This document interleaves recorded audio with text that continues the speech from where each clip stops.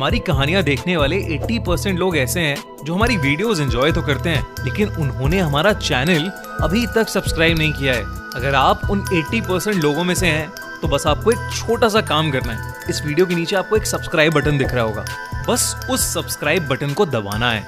बस इतना सा काम करना है आपको, और लगे हाथों बेल आइकन भी प्रेस कर देना ताकि हमारी लेटेस्ट वीडियो आते ही आपको सबसे पहले पता चले। एक गांव में एक बहुत ही ज्ञानी पंडित रहता था।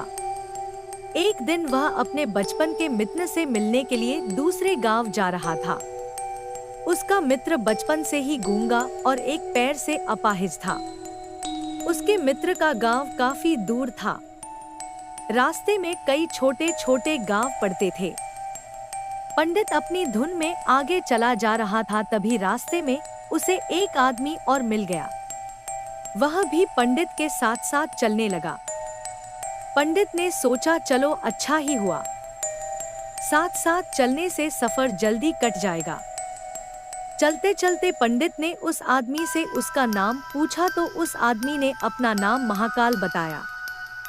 पंडित को यह नाम थोड़ा अजीब सा लगा, पर पंडित ने नाम के विषय में कुछ पूछना उचित नहीं समझा। दोनों धीरे धीरे साथ में चल ही रहे थे। तभी रास्ते में एक गांव आया तो महाकाल ने पंडित से कहा, तुम आगे चलो, मुझे इस गांव में एक संदेशा देना है, मैं तुमसे आगे मिलता हूँ। पंडित ने कहा ठीक है, और वह आगे की ओर चल दिया।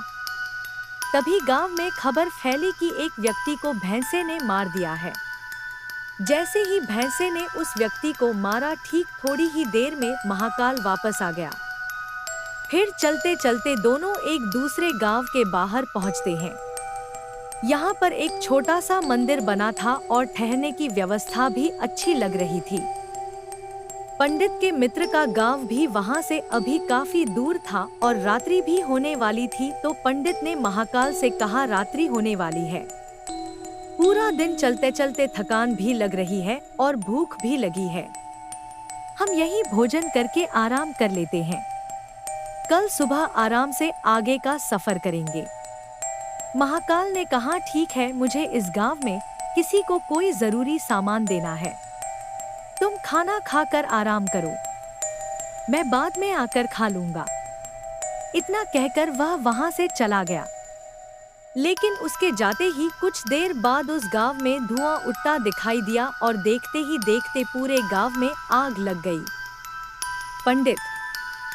पंडित ने आश्चर्य से सोचा कि यह महाकाल जहां भी जाता है वहां किसी न किसी तरह की हानि जरूर हो जाती है, कुछ तो गड़बड़ है। लेकिन पंडित ने रात्रि में महाकाल से इस बात का कोई जिक्र नहीं किया। सुबह दोनों ने फिर अपने गंतव्य की ओर चलना प्रारंभ कर दिया। कुछ ही देर में फिर एक गांव आया तो महाकाल ने फिर पंडित से कहा, आप आगे चलते जाइए, मैं कुछ देर में आपको मिलता हूँ, मुझे इस गांव में भी कुछ जरूरी काम है, मैं काम करके आपसे आगे मिलता हूँ। यह कहकर महाकाल जाने लगा। लेकिन इस बार पंडित आगे नहीं बढ़ा, बल्कि वहीं खड़ा होकर महाकाल को देखता रहा कि अब वह कहाँ जाता है और क्या करता है। तभी लोगों की आवाजें सुनाई देने लगी कि किसी व्यक्ति को सांप ने काट लिया है और वह मर गया है।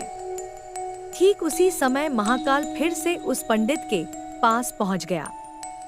लेकिन इस बार पंडित को सहन नहीं हुआ।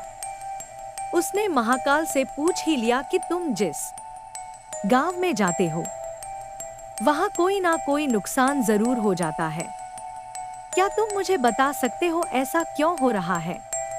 तो महाकाल ने जवाब दिया, पंडित जी आप तो मुझे बहुत बड़े ज्ञानी मालूम पड़े थे, इसलिए मैं आपके साथ चलने लगा था, क्योंकि ज्ञानियों का संग बहुत अच्छा होता है।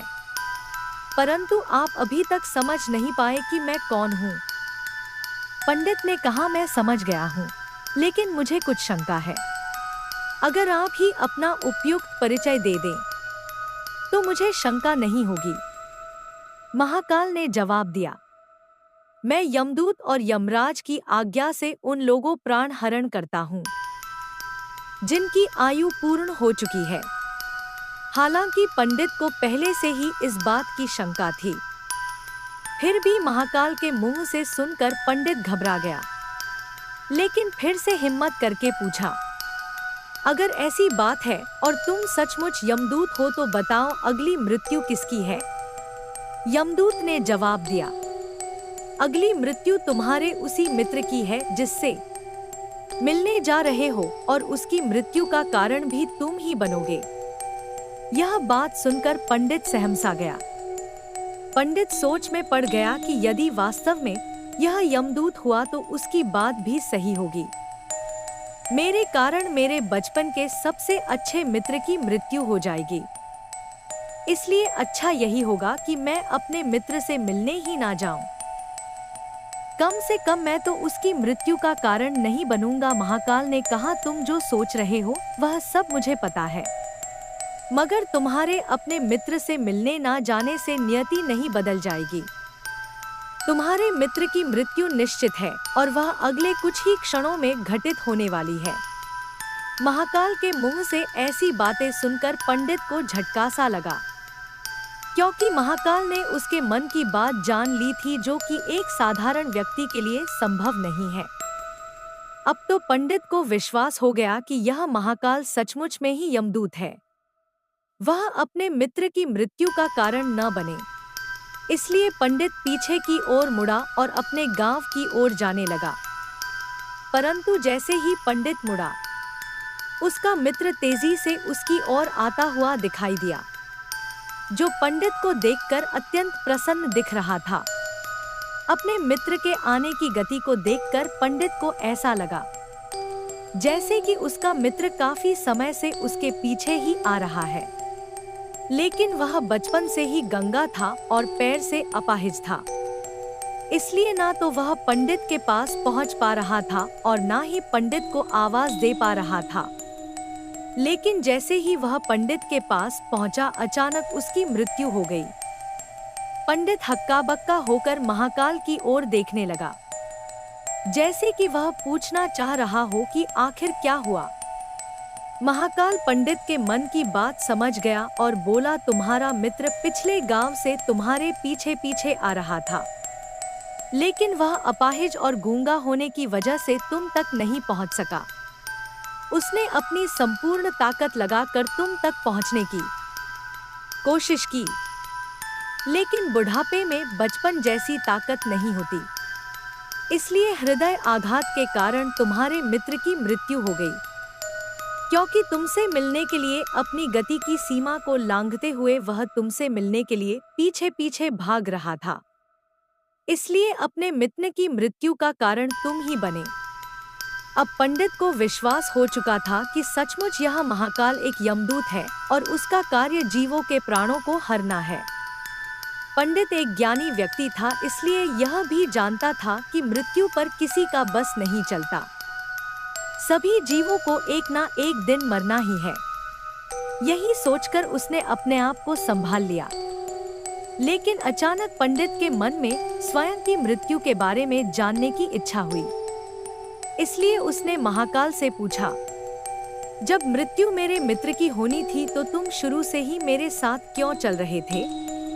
महाकाल ने जवाब दिया, मैं तो सभी के साथ चलता हूँ और हर क्षण चलता रहता हूँ, किंतु लोग पहचान नहीं पाते, क्योंकि लोगों के पास अपनी समस्याओं के अलावा किसी और व्यक्ति, वस्तु या घटना के संदर्भ में सोचने समझने और देखने का समय ही नहीं होता। पंडित ने कहा, क्या तुम बता सकते हो कि मेरी मृत्यु कब और कैसे होगी? तो महाकाल ने कहा, हालांकि किसी सामान्य जीव को यह जानना ठीक नहीं है, क्योंकि कोई भी जीव अपनी मृत्यु के बारे में जानकर दुखी ही होता है। लेकिन तुम ज्ञानी व्यक्ति प्रतीत होते हो और अपने मित्र की मृत्यु को तुमने जितनी आसानी से सहन कर लिया है, उसे देखकर लगता है कि तुम अपनी मृत्यु के बारे में जानकर भी दुखी नहीं होंगे। इसलिए मैं तुम्हें बता देता हूँ कि तुम्हारी मृत्यु आज से ठीक 6 महीने बाद आज के ही दिन किसी दूसरे राज्य में फांसी लगने से होगी, और सबसे आश्चर्य की बात यह होगी कि तुम स्वयं खुशी से फांसी को स्वीकार कर लोगे। इतना कहकर महाकाल जाने लगा, क्योंकि महाकाल का पंडित के साथ चलते रहने का अब कोई कारण नहीं था। पंडित भी अपने मित्र की यथाशक्ति कर्मकांड करके अपने गांव चला गया। लेकिन कोई व्यक्ति कितना भी ज्ञानी क्यों ना हो, अपनी मृत्यु की बात सुनकर दुखी तो होता ही है और मृत्यु से बचने के लिए कुछ ना कुछ करता ही है। तो पंडित ने भी किया। पंडित विद्वान था, इसलिए उसकी ख्याति उस राज्य के राजा तक थी। उस पंडित ने सोचा कि राजा के पास तो कई ज्ञानी मंत्री हैं, वे मेरी मृत्यु से संबंधित समस्या का कोई ना कोई हल निकाल ही लेंगे। पंडित यह सोचते हुए राज दरबार में पहुंच जाता है और उसने वहां जाकर राजा को सारा वृत्तांत सुनाया। राजा ने यह बात अपने मंत्रियों को बताई और उनसे सलाह मांगी। अंत में सभी ने विचार विमर्श करके कहा कि अगर पंडित की बात सही है तो यह तो निश्चित है कि उसकी मृत्यु हुई 6 महीने के बाद ही होगी। लेकिन मृत्यु तब होगी जब वह दूसरे राज्य में जाएगा। यदि वह दूसरे राज्य में जाएगा ही नहीं तो मृत्यु भी नहीं होगी। मंत्रियों की यह सलाह राजा को भी ठीक लगी। बहुत सोच समझकर राजा ने पंडित के रहने की व्यवस्था महल में ही कर दी और राजा के आदेश के बिना उस पंडित से किसी को भी मिलने नहीं दिया जाता था। लेकिन पंडित कहीं भी आ जा सकता था, ताकि पंडित को यह ना लगे कि वह राजा की कैद में है। परंतु पंडित डर के कारण स्वयं ही कहीं आता जाता नहीं था। धीरे धीरे पंडित की मृत्यु का समय नजदीक आने लगा और वह भी दिन आ गया जिस दिन पंडित की मृत्यु होने वाली थी। पंडित अपनी मृत्यु को लेकर बहुत चिंतित था, इसलिए उस दिन पंडित डर के मारे जल्दी ही सो गया ताकि जल्दी से वह रात बीत जाए और अगला दिन आ जाए तो मृत्यु टल सके। लेकिन पंडित को स्वयं नींद में चलने की बीमारी थी और इस बीमारी के बारे में वह स्वयं भी नहीं जानता था। अतः राजा के किसी वैद्य को बताने का तो प्रश्न ही नहीं उठता। उसी रात पंडित को नींद में चलने का दौरा पड़ा। वह उठा और जेल से निकलकर अस्तबल में गया। पंडित राजा का खास मेहमान था, इसलिए किसी पहरेदार ने भी उसे नहीं रोका और न ही किसी तरह की पूछताछ की। अस्तबल में पहुंचकर वह सबसे तेज चलने वाले घोड़े की पीठ पर सवार होकर नींद में ही राज्य की सीमा के बाहर दूसरे राज्य में चला गया। इतना ही नहीं, वह दूसरे राज्य के राजमहल पहुंच गया और उस महल के पहरेदार ने भी उसे नहीं रोका और न ही कोई पूछताछ की। सभी लोग रात्रि के अंतिम प्रहर होने के कारण नींद में थे और वह पंडित सीधे राजा के शयन कक्ष में पहुंच गया, जहां राजा और रानी सो रहे थे। वहां पंडित भी जाकर लेट गया। सुबह हुई तो राजा ने पंडित को रानी के बगल में सोया हुआ देखा, जिससे राजा बहुत क्रोधित हुआ और पंडित को गिरफ्तार कर लिया गया। पंडित को तो कुछ समझ में ही नहीं आ रहा था कि आखिर दूसरे राज्य में और राजा के शयन कक्ष में वह कैसे पहुंच गया। लेकिन वहां यह सब सुनने वाला कौन था? राजा ने पंडित को दरबार में हाजिर करने का हुक्म दिया। कुछ समय बाद पंडित को दरबार में लाया गया। कुछ समय बाद राजा का दरबार लगा, जहां राजा ने पंडित को देखा और देखते ही क्रोधित होकर पंडित को फांसी पर चढ़ा देने का आदेश सुना दिया। फांसी की सजा सुनकर पंडित कांप गया। फिर भी कुछ हिम्मत कर उसने राजा से कहा कि मैं यह नहीं जानता हूँ कि मैं राजमहल में कैसे पहुँचा और यह भी नहीं जानता हूँ कि मैं आपके शयन कक्ष में कैसे आया और आपके राज्य के किसी पहरेदार ने मुझे रोका क्यों नहीं। लेकिन मैं इतना जानता हूँ कि आज मेरी मृत्यु होनी थी और अब सच में होने जा रही है। राजा को यह बात थोड़ी अटपटी लगी। उसने पूछा, तुम्हें कैसे पता कि आज तुम्हारी मृत्यु होनी ही है?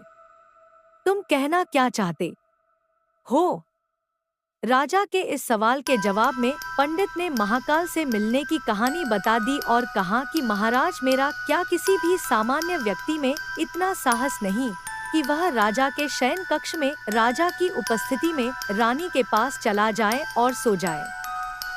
राजा को पंडित की बात में थोड़ी सत्यता दिखाई दी, परंतु उसने सोचा यह मृत्यु से बचने के लिए महाकाल और अपनी मृत्यु की भविष्यवाणी का बहाना बना रहा है।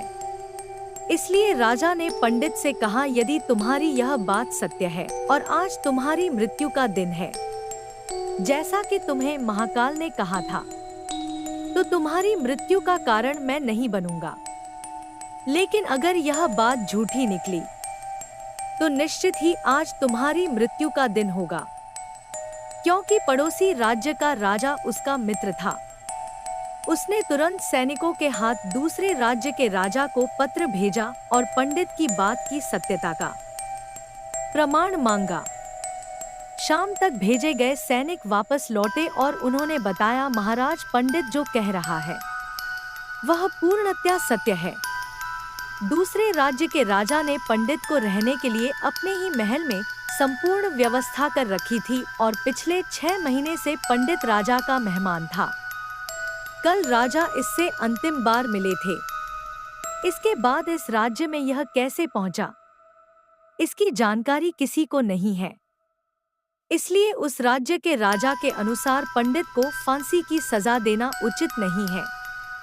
लेकिन राजा के लिए एक नई समस्या आ गई, क्योंकि उसने बिना कुछ जाने ही पंडित को फांसी की सजा सुना दी थी।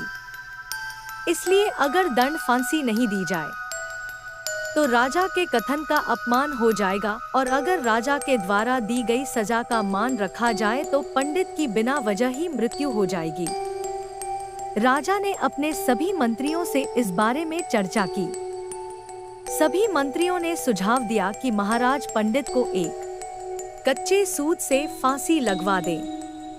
इससे आपके कथन का भी मान रह जाएगा और कच्चे सूत के धागे से पंडित को भी फांसी नहीं लगेगी और उसके प्राण बच जाएंगे। राजा को यह सुझाव अच्छा लगा। उसने ऐसा ही आदेश सुना दिया। पंडित के लिए कच्चे धागे के सूत का फांसी का फंदा बनाया गया और नियम के अनुसार पंडित को फांसी पर चढ़ाया जाने लगा। सभी लोग खुश थे कि ना तो पंडित मरेगा और ना ही राजा का वचन झूठा पड़ेगा। पंडित को भी विश्वास था कि सूत के धागे से तो उसकी मृत्यु हो ही नहीं सकती, इसलिए वह भी खुशी खुशी फांसी पर चढ़ने को तैयार था, जैसा कि महाकाल ने उसे कहा था। लेकिन जैसे ही पंडित को फांसी दी गई, सूत का धागा तो टूट गया, लेकिन टूटने से पहले उसने अपना काम कर दिया था। पंडित के गले की नस सूत के धागे से कट चुकी थी और पंडित जमीन पर पड़ा तड़प रहा था। हर धड़कन के साथ उसके गले से खून की फुहार निकल रही थी और देखते ही देखते पंडित का शरीर पूरी तरह से शांत हो गया। सभी लोग आश्चर्यचकित थे, पंडित को मरते देख रहे थे। किसी को विश्वास ही नहीं हो रहा था कि इस कमजोर से धागे से किसी की मृत्यु हो सकती है। लेकिन घटना घट चुकी थी। नियति ने अपना काम कर दिया था। जो होना होता है वह होकर ही रहता है। हम चाहे जितनी भी सावधानियां बरते, जितना भी उपाय कर ले, लेकिन हर घटना और घटना की पूरी प्रणाली पहले से ही तय होती है, जिसे हम थोड़ा सा भी इधर उधर नहीं कर सकते। इसलिए ईश्वर ने हमें भविष्य जानने की क्षमता नहीं दी है, ताकि हम अपने जीवन को ज्यादा बेहतर ढंग से जी सकें। और यही बात उस पंडित पर भी लागू होती है। यदि पंडित ने महाकाल से अपनी मृत्यु के बारे में ना पूछा होता, तो 6 महीने राजा की कैद में डर डर कर जीने की बजाय ज्यादा बेहतर जीवन जीता। दोस्तों, यदि कहानी अच्छी लगे तो वीडियो को एक लाइक जरूर कर दीजिएगा और ऐसे ही मजेदार कहानियों के लिए आज ही हमारे चैनल को सब्सक्राइब कर लें और बेल आइकॉन प्रेस करना बिल्कुल न भूलें।